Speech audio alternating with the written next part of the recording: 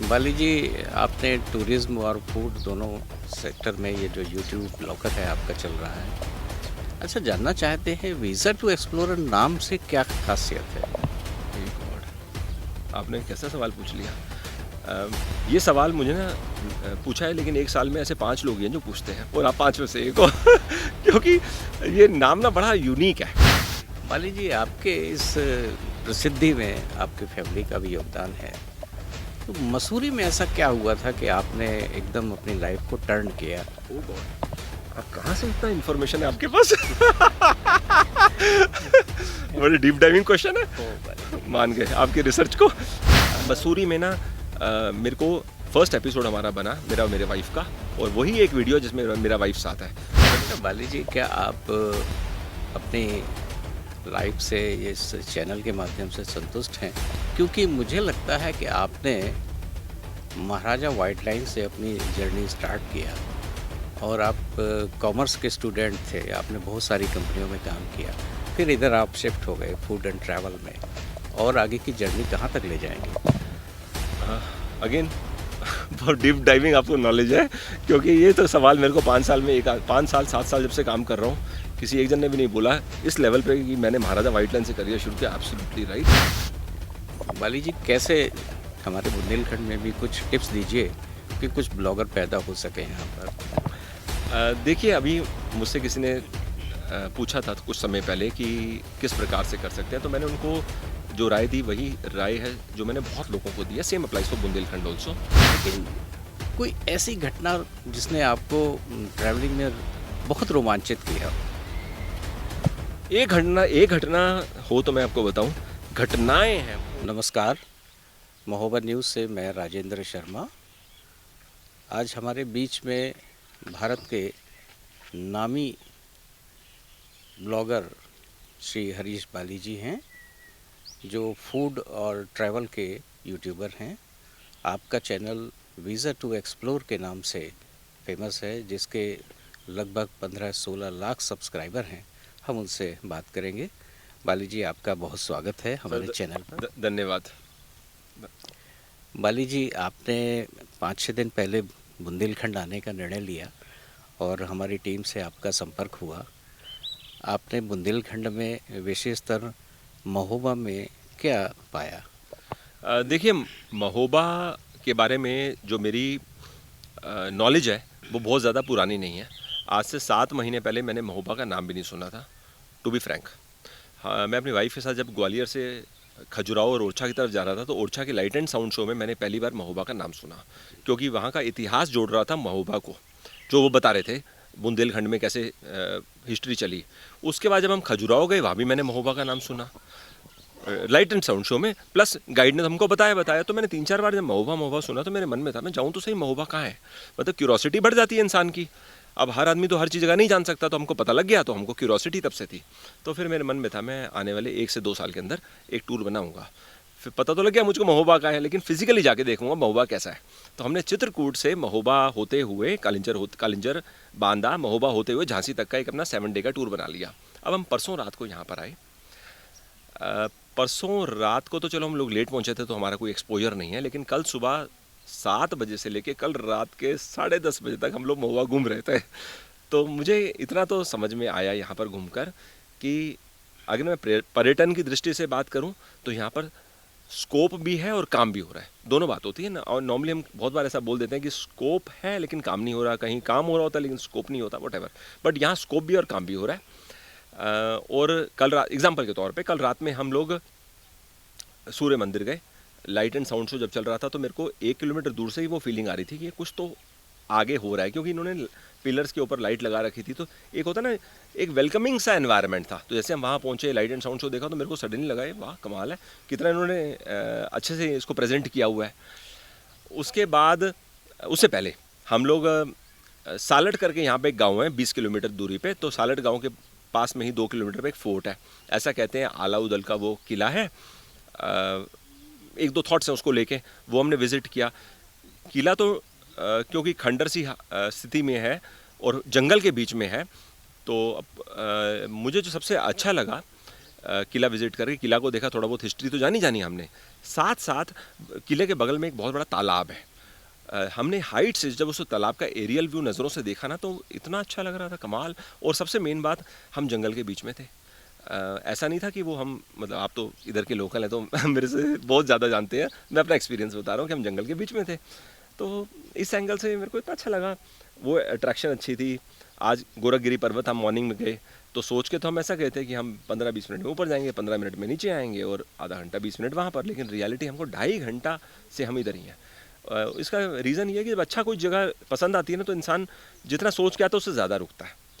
और यहाँ इसके अलावा हाँ, मेरे को ना फूड से बड़ा प्रेम है। मैं जिधर भी हिंदुस्तान में जाता हूँ ना, कहीं मेरे को लोकल ट्रेडिशनल फूड मिलता है, मेरे को अच्छा लगता है उसके बारे में समझने में। सेम चीज़ यहाँ बुंदेलखंड में भी हुई। आते समय मुझे लोगों ने बताया कि भाई जब आप बुंदेलखंड में सफ़र कर रहे होगे, यहाँ पर बहुत सारे ट्रेडिशनल फूड आइटम्स हैं जो आपको घरों में मिलेंगी, तो आप किसी लोकल पर्सन को बोलिएगा, इनके घर में आपको बना के देंगे, क्योंकि रेस्टोरेंट्स में तो वही चीज़ मिलती है जो टूरिस्ट डिमांड करता है। घरों में तो घर में आमतौर पे बनता है। तो हम लोगों को कल लोकल में 6 to 7 फूड आइटम्स हमने खाई, जिनमें से 3 फूड आइटम ऐसी थी जो मैंने लाइफ में पहली बार खाई हैं। कौन कौन से थे? एक उन्होंने चने के पत्ते की सब्ज़ी, जो चने के पत्ती का साग, और दूसरा हरे चने, उसको सिलबट्टे में पीस कर उसकी सब्ज़ी बनाई, गज़ब, वो तो मैंने पहली बार खाई। और काले गेहूँ का उन्होंने रोटी तैयार करी। फिर मेरे को जिनकी बात करें, महेश वर्मा जी है, उनका फार्म है यहाँ से 8-6 किलोमीटर पे। फिर उन्होंने मुझे बोला कि अगर आप हमें 1-2 घंटे का समय और देते तो हम आपको 6 डिफरेंट किस्म के मिलेट्स की रोटी खिलाते। तो मैंने मन में सोचा और उनको भी बोला, मैंने बोला आप लोग के पास इतना कुछ है तो सिर्फ एक ही चीज़ मिसिंग है, वो मार्केटिंग की ज़रूरत है। क्योंकि मैं जब इतना एक्साइट हो रहा हूँ फूड खा के, तो कितने लोग हैं जो इस प्रकार के फूड उन्होंने शायद अपनी ज़िंदगी में नहीं खाए होंगे। मैंने तो फिर भी, चलो मेरा काम है घूमना, तो मेरे को मौके मिलते रहते हैं। बुंदेलखंड का फूड तो हमको बुंदेलखंड में मिलेगा, लेकिन जिस स्टेट में जाते हैं वहाँ का लोकल फूड हम लोग कोशिश करते हैं। तो फिर मेरे को लगा कमाल है, इतना कुछ अवेलेबल है, सो मच एक्साइटिंग। तो मैं मन में सोच रहा था कि अगर मैं ये जानकारी रखता आज से 7 महीने पहले, जब मैं अपनी वाइफ के साथ ग्वालियर, झांसी, खजुराहो और पन्ना का सफ़र करता 6 डे टूर, अरे ये इन्फॉर्मेशन मेरे पास खजुराहो के समय होती तो शायद मैं खजुराहो से 1 दिन के लिए डे ट्रिप पे तो ज़रूर आता, बट इन्फॉर्मेशन नहीं थी उस समय। बाली जी, आपने खजुराहो विज़िट किया, खजुराहो के चंदेल कालीन मंदिरों और महोबा के सूर्य मंदिर में कुछ समानता पाई क्या आपने? देखिए, टू बी फ्रैंक, हम कल टेंपल के अंदर नहीं जा सके क्योंकि रात का समय था, लाइट एंड साउंड शो चल रहा था। तो उस समय क्या आर्किटेक्चर को हम नज़दीक से देख नहीं पा रहे थे, तो मैं इस सवाल का जवाब नहीं दे सकता। लेकिन ये बात तो मुझे बाहर का आर्किटेक्चर देख के समझ में आई, क्योंकि जब मैं खजुराहो में था तो मैं लाइट एंड साउंड शो भी मैंने देखा था रात के समय। अगर एप्पल टू एप्पल कंपैरिजन करूँ तो बाहर से आर्किटेक्चर अंधेरे में लाइट एंड साउंड के समय जो दिख रहा था, एग्जैक्टली वही कॉपी मेरे को यहाँ दिख रही थी। सिर्फ ये है कि जैसे खजुराहो में भी क्या हुआ ना, टेम्पल्स थोड़े थोड़े ऊपर से टूटे हुए हैं, जिसको ऐसा रीबिल्ड नहीं करता क्योंकि फिर उसकी ओरिजिनल बात ख़त्म हो जाती है। तो ये है कि 100 फीट उसकी ओरिजिनल हाइट थी, if I am not wrong, जो महोबा में है।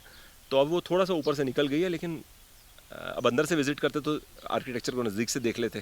कोई नहीं, आप अगर अभी समय नहीं है तो दोबारा फिर दिन में इसको विज़िट करेंगे। हाँ जी। बाली जी, आपने टूरिज़्म और फूड दोनों सेक्टर में ये जो यूट्यूब ब्लॉगर है आपका चल रहा है, अच्छा जानना चाहते हैं वीज़ा टू एक्सप्लोरर नाम से क्या खासियत है? माय गॉड, आपने कैसा सवाल पूछ लिया।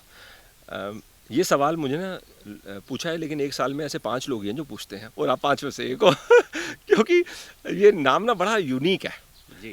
ठीक है, तो मैं आपको बताता हूँ। ये नाम ना, जब हमने चैनल की शुरुआत करी तो मैं कुछ नाम सोच रहा था, तो अब एक तो हिंट मेरे माइंड पे तो एक्सप्लोर थी, फिर मैं चाहता था कुछ यूनिक नेम हो। तो सोचते मैंने पहले Harish to explore, Harish Bali explore, ये सब ऑप्शन सोचा था। मेरा नाम हरीश बाली है ना, तो मुझे लगा ईजी रहेगा रिकॉल। तो मैंने 7-8 नाम सोचे, और फिर मैं लोगों से पूछता हूँ। मेरी बड़ी आदत है कि मैं अपने आप से डिसीजन लेता हूँ, और इसीलिए वजह से मेरे डिसीजन पोस्टपोन होते हैं। मेरी स्पीड बहुत स्लो होती है, क्योंकि मैं एक ही चीज़ को बार बार पूछता रहता हूँ, आदत है। तो मैंने लोगों से पूछा ये कैसा लग रहा है, सबने बोला ठीक है। तो मेरे को ठीक है से सेटिस्फाई नहीं होता, जब तक अच्छे से भी नहीं होता जब तक बोले ये परफेक्ट है। तो उस चक्कर में मैं लगा रहा। तो 15-20 दिन 25 दिन तक मैंने और लिखता भी गया और पूछता रहा। फिर लोगों से ये कर रहा था, कोई मिलता था ना, मान लीजिए आप मुझे अगर 6-7 साल पहले मिलते तो आप बोलते 10 में से कौन सा नाम ठीक लग रहा है अच्छा लग रहा है, तो आप बोलते ये वाला बेटर लग रहा है। तो मैं फिर ऐसे ओपिनियन लेता था। तो फिर करते करते वीज़ा शब्द दिमाग में आया। तब मेरी सोच थी कि मैं साल में 2 कंट्री विजिट करूँगा। एग्जैक्टली। हाँ, सोच थी 2 कंट्री साल में विजिट करूंगा या 3 कंट्री करूंगा ओरिजिनल, और 4 डेस्टिनेशन इंडिया के करूंगा। तो मिक्स में करते रहेंगे, फिर धीरे जैसे चैनल प्रोग्रेस करेगा। लेकिन जब मैं इंडिया में ट्रैवल मैंने करना शुरू किया तो मैंने देखा यहाँ तो क्या बाहर जाने को तब होए ना इंसान जब अपना घर देख लिया। अब अपना देश देखा नहीं और हम चल दिए बाहर फॉरेन कंट्री। जाना चाहिए बाहर, वहाँ की दुनिया को भी जानेंगे तभी अच्छा रहेगा ना पहले। लेकिन अपना देश ही इतना बड़ा है कि ज़िंदगी तो पूरी इधर ही जीवन निकल जाएगा। फिर मुझे काफ़ी सब्सक्राइबर्स ने बोला कि भाई कम से कम साल में 1 ट्रिप तो कर लो, आप तो ज़ीरो पे बैठे हुए हो, ठीक है इंडिया में घूमो लेकिन 1 ट्रिप बाहर का भी दिखाओ। तो मैं इस साल प्लान कर रहा हूँ, नेपाल जाने का सोच रहा हूँ। राइट। बाली जी, आपके इस प्रसिद्धि में आपके फैमिली का भी योगदान है। तो मसूरी में ऐसा क्या हुआ था कि आपने एकदम अपनी लाइफ को टर्न किया? ओह गॉड, आप कहाँ से इतना इन्फॉर्मेशन है आपके पास बड़े डीप डाइविंग क्वेश्चन है। बाली जी, मान गए आपके रिसर्च को।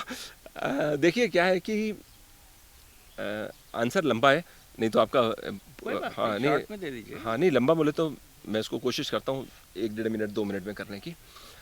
मैंने अपनी जॉब 2014 में छोड़ी थी। तो उस दौरान में ना मेरे को मन में ऐसा आया कि मैं सर्च इंजन ऑप्टिमाइजेशन करना चाहता हूँ। तो मेरा वो काम फेल हो गया 1 साल के बाद। फिर मैंने जॉब ले ली। तब मैंने एक यूट्यूब चैनल स्टार्ट किया, use of technology in day to day life, वो भी फेल हो गया। फिर मैंने हिंदी में डिजिटल स्पॉट शुरू किया। फेल का मतलब है कि वो उससे ROI नहीं होती, आप खर्चा करी जा रहे हो लेकिन आपकी आमदनी कुछ हो ही नहीं रही, पूरे महीने में 500 रुपये भी नहीं आ रहे। तो आप क्या करोगे, 1 साल हो गया काम करते लेकिन महीने के 500 की इनकम भी नहीं हो रही, और जॉब आप छोड़ के बैठे हुए, बड़ा कठिन है ना। तो फिर करते करते मैं फ्रस्ट्रेट सा हो गया था। तो मैंने अपने वाइफ को बोला कि भाई अब मेरी सेविंग्स हमारी ख़त्म हो चुकी है, अब घूमने चलते हैं। तो सोचो कैसे अजीब सा सवाल लग रहा है ना, थॉट ही अजीब है कि सेविंग खत्म हो गई है और घूमने चलते हैं। मेरा वाइफ बोले कि यार सोचो तो सही आप क्या बोल रहे हो। मैंने बोला ऐसा है, देखो क्लब महिंद्रा की मेंबरशिप है हमारे पास मसूरी में, तो हमारा कॉस्ट तो रहने का तो हो गया ना, तो हम लोग एक छोटा सा ट्रिप करके आते हैं। तो हम लोग ट्रिप किया, वापस आके उसकी एडिटिंग करके एक छोटा सा वीडियो बना के डाल दिया। उसके बाद नाम की सोचना शुरू किया कि नाम क्या दें। तब तक सोच मेरी टू बी फ्रैंक ये थी कि हम केवल फैमिली लेवल पे या टीम के साथ कहीं जाया करेंगे साल में 3 बार, तो उसके वीडियो डालेंगे। लेकिन धीरे धीरे फिर एक दिन मैं चांदनी चौक गया, करोल बाग दिल्ली में मैंने वीडियो बनाया। तो मैंने देखा ऑडियंस को पसंद आ रहा है। हालांकि कमी थी हमारे काम में बहुत सारा, बिकॉज तब हम लोग बोलते थे कि आप इस चैनल को देखो, वहाँ से सीखो। लेकिन लोगों को ऑडियंस से उनको लगता था कि ये बंदा कर सकता है, ऐसा मुझे लगता है। तो कमेंट में बोलते थे, मैंने ना हर सिंगल कमेंट को बहुत सीरियसली लिया। और मैं तो जो सब्सक्राइबर मिल जाते थे ना अगर कहीं, तो मैं बोलता था भैया बैठ जाओ, मुझे बताओ हम इम्प्रूव कैसे करें। बस मैंने वो तब भी करता था और आज भी करता हूँ, ये सवाल पूछता रहता हूँ। तो सिर्फ डिफरेंस ये है कि पहले सब मेरे को 10 बातें बताते थे और मैं उन पर काम करता था। आज की तारीख में जब बोलता हूँ कि इंप्रूव कैसे कर, बोलते हैं यार ऑलरेडी इतना अच्छा कर रहे हो, तो उनको सोचना पड़ता है कि कहाँ इंप्रूव हो सकता है। तो anyways coming to the point, Mussoorie में ऐसा क्या हुआ। मसूरी में ना मेरे को फर्स्ट एपिसोड हमारा बना मेरे वाइफ का, और वही एक वीडियो जिसमें मेरा वाइफ साथ है। अदरवाइज मेरा वाइफ कैमरा शाय है। लेकिन उस समय ऑब्जेक्टिव ये नहीं था कि हम यूट्यूब पे डालेंगे, ऑब्जेक्टिव था खाली रिकॉर्ड करके जैसे हम फोटो में खींचते हैं। तो उस प्रकार से फैमिली पर्पस के लिए कर लिया। और चलो सोचा था कि प्राइवेट फाइल बना के रख लेंगे, लेकिन प्राइवेट का पब्लिक हो गई। फिर धीरे धीरे एक्सपैंड करते गए। मैंने वाइफ से 1-2 बार बोला कि चलो भी, कुछ लोग बोलते हैं कमेंट में कि भाई तुमको भी आना चाहिए, वो थोड़ा कैमरा चाहिए, तो she doesn't feel very comfortable. तो कहते हैं यार आप ये अपना काम करते रहो। और ऊपर से पता है बात क्या है कि जब हम वीडियो करते हैं ना, तो मेरा दिमाग उस समय ना सिर्फ फोकस्ड होता है to the core thing. For example आप समझते हैं ना कि वीडियो करने के लिए एक फूड फिनिश करने में आपको 1 घंटा लग जाएगा, बिकॉज आप चाहेंगे सारी चीज़ रेडी हों। अदरवाइज तो मील में क्या 2 आइटम आ गई, 2 आ रही हैं, तो कोई बात नहीं, खा लेंगे टाइप्स चलता रहता है, डे टू डे लाइफ है।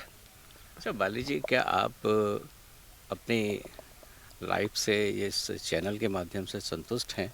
क्योंकि मुझे लगता है कि आपने महाराजा व्हाइट लाइन से अपनी जर्नी स्टार्ट किया और आप कॉमर्स के स्टूडेंट थे, आपने बहुत सारी कंपनियों में काम किया, फिर इधर आप शिफ्ट हो गए फूड एंड ट्रैवल में, और आगे की जर्नी कहाँ तक ले जाएंगे? अगेन बहुत डीप डाइविंग आपको नॉलेज है, क्योंकि ये तो सवाल मेरे को 5 साल 7 साल जब से काम कर रहा हूँ, किसी एक जन ने भी नहीं बोला इस लेवल पे कि मैंने महाराजा व्हाइट लाइन से करियर शुरू किया। Absolutely right.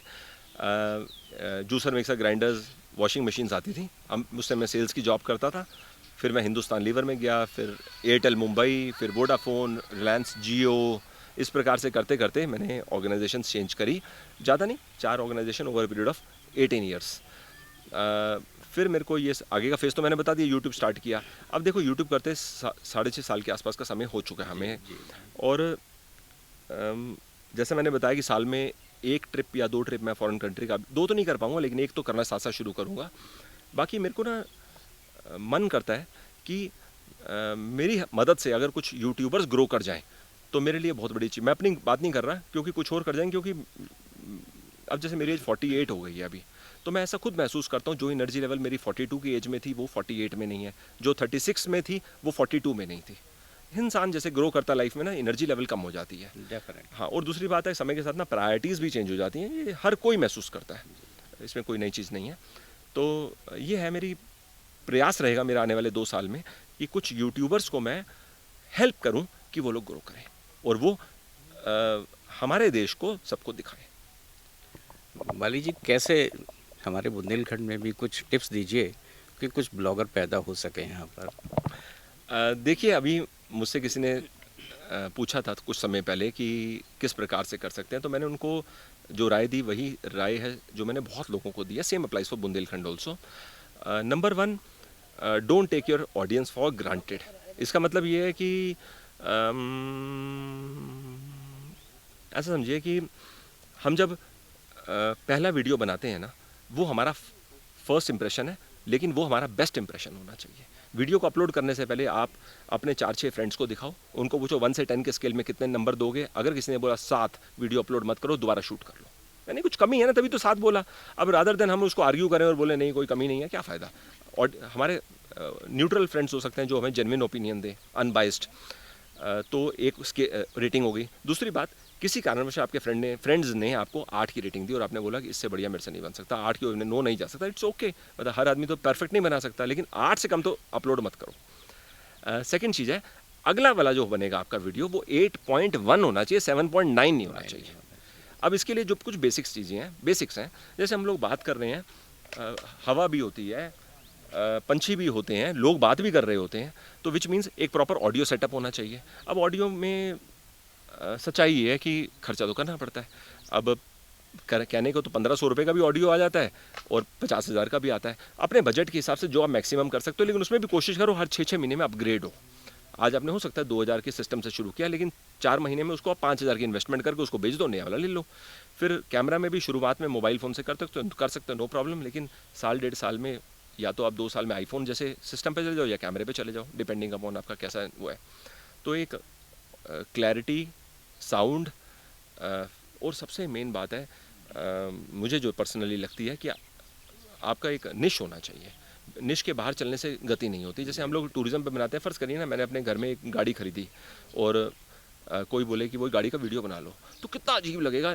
जो ऑडियंस देख रही है वो देख रही है भाई आज आप बुंदेलखंड में हो, कल आप तमिलनाडु में, परसों आप कश्मीर दिखा रहे हो, और सडनली बोलो आज मैं गाड़ी खरीद के लाया हूँ, इसमें देखो ये क्लच की प्लेट ऐसी लगी हुई है, इसमें ब्रेकें 2 बार दबाने पे नहीं दबती, 1 बार, मतलब आई एम जस्ट सेइंग कि इलॉजिकल है। या फैमिली व्लॉगिंग, तो एक निश होना चाहिए। अगर व्लॉगिंग है तो व्लॉगिंग पे रहो, then don't get into information.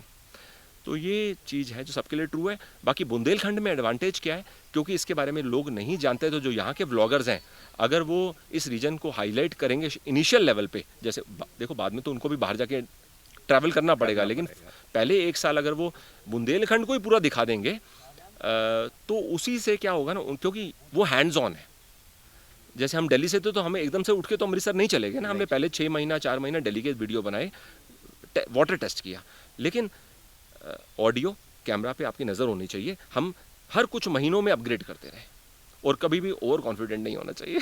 जैसे होता है ना कि अपने काम करने से पहले रिसर्च करनी चाहिए। आज किसी के पास टाइम नहीं है, जो ऑडियंस की बात हो रही है यहाँ पे, हमारी बात नहीं, हमारे पास तो टाइम ही टाइम है। ऑडियंस के पास टाइम नहीं है किसी का मीनिंगलेस वीडियो देखने के लिए। अगर किसी ने आपके अपने जीवन के किसी को 15 मिनट दिए हैं तो 15 मिनट जितना वर्थ मिलना चाहिए। हरीश जी, आपके चैनल की जो स्पेशलिटी है उसके बारे में कुछ बात नहीं हो पाई, लेकिन कोई ऐसी घटना जिसने आपको ट्रैवलिंग में बहुत रोमांचित किया हो? एक घटना हो तो मैं आपको बताऊं, घटनाएं हैं बहुत सारी। कोई एक घटना जिसने आपको अत्यधिक रोमांचित किया हो? मतलब खुशी आई हो मुझे। खुशी हो? देखो, एक घटना तो नहीं, एक जर्नी थी। वो थी नॉर्थ सिक्किम की। मेरे को आज अगर कोई बोले कि वीडियो नहीं बनाना, लेकिन नॉर्थ सिक्किम में मन है कि मैं बिना वीडियो के जाऊँ, बिकॉज वीडियो बनाने में ना बड़ी बंदिशें हो जाती हैं। आपका मन है मैं यहाँ पे बैठा रहूँ 6 घंटे, लेकिन वीडियो में फिर क्या है, आज की आइटनरी है, शेड्यूल है, टीम चल रही है साथ में, कॉस्ट चल रही है साथ में। तो मेरा मानना है कि मैं नॉर्थ सिक्किम दोबारा जाऊँ विदाउट मेकिंग एनी वीडियो। सिर्फ मोबाइल से फोटो में खींचते रहेंगे जब मौका लगेगा, बट 7, 8, 10 दिन, दैट्स नंबर 1। इसके अलावा इतने सारे एक्सपीरियंसेस हैं कि चुनाव कर पाना मुश्किल है, मैं किसके बारे में बताऊं। बाकी मुझे पर्सनली ना फूड से बहुत प्यार है। मतलब अच्छा लगता है मेरे को लोकल फूड खाना। तो फूड जैसे के बारे में ही मेरा एक जानना चाह रहा था कि आप तो दिल्ली के रहने वाले हैं, तो आपकी जो पसंद है, मैंने जो जाना है उसमें आपको पोहा पसंद है, जबकि पोहा तो मध्य प्रदेश का बहुत फेमस फूड है। तो उसको उसको पसंद होने का कारण और इसके अलावा आपको क्या खास क्या पसंद है? आज से अगर कोई मुझे पूछे 7 साल पहले कि पोहा की लाइकिंग आपकी कितनी है, तो मेरा आंसर होता टॉप 10 में नहीं है 7 साल पहले। लेकिन जब से मैंने इंदौर का पोहा खाया, तब से वो मेरे टॉप 5 में आ गया। अब मैंने ना वहाँ से पोहा मैं खरीद के लाया था। आपको मालूम है, मालूम आपको कैसे होगा, मैं उज्जैन से घर के लिए एक पैकेट लेकर आया था। तो एक फैक्ट्री हमने विजिट करी, तो हमने वहाँ से एक पैकेट ले लिया, तो मैं लेकर घर पे आ गया पैकेट का। वो तो ख़त्म हो जाना था 15 दिन के अंदर। वो दिन है और आज का दिन है, वैसा पोहा हमने खाया ही नहीं। फिर मैंने वो उज्जैन में बड़ी कोशिश करी, मैंने कहा कोरियर शोरियर ऑनलाइन कहीं से, बिकॉज क्या है, वो जेन्युइन चीज़ है ना, वो तो वहीं पर मिलेगी।